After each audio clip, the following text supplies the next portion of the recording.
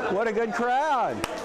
This is about as fired up as Tim Kaine gets, rallying the troops for a day of vote canvassing. Every phone call matters, every door knock matters. Just listening to Kaine, you quickly get that he isn't your typical politician. No, he quotes poetry. There's a wonderful line of poetry of T.S. Eliot's, "Teach me to care and not to care." I care deeply about what I do.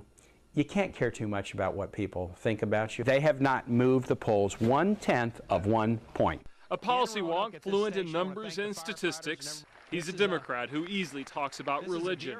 We're called in my faith tradition to have a special eye out for the least of these, for vulnerable people, whether they be seniors or folks with disabilities or folks who are poor.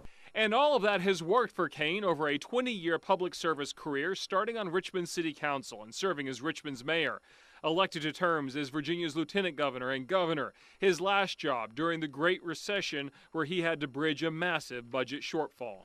I've had to govern in tough times where I built up some scar tissue, but I think that scar tissue gives me some positive lessons, some positive things to take to Washington. What is the Tim Kaine brand? Do you have a brand? Boy, I don't know. I really don't. I think, I think straightforward. I don't think it's I'm not a show horse. Would another word to describe your brand be bipartisan?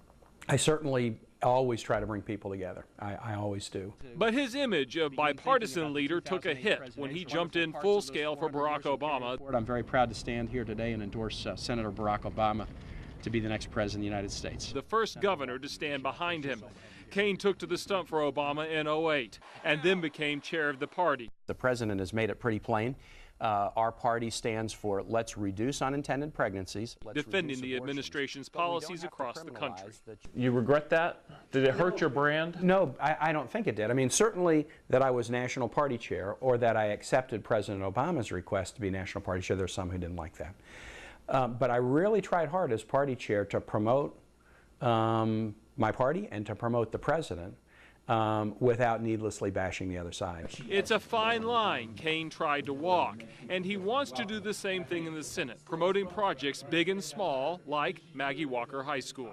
My 2 boys graduated from here. As Richmond mayor, Kaine brought together a diverse coalition to save the school and bring new life to it. It was a really exciting community project. And a good example of what government can do? Absolutely. What government can do, what you can do working together. Now he wants to do the same in the U.S. Senate, an institution ailing from years of infighting. The problem, Jay, is not sick building syndrome. It's not in the water supply. It's in the character and the inclinations of the people who walk into that building every day.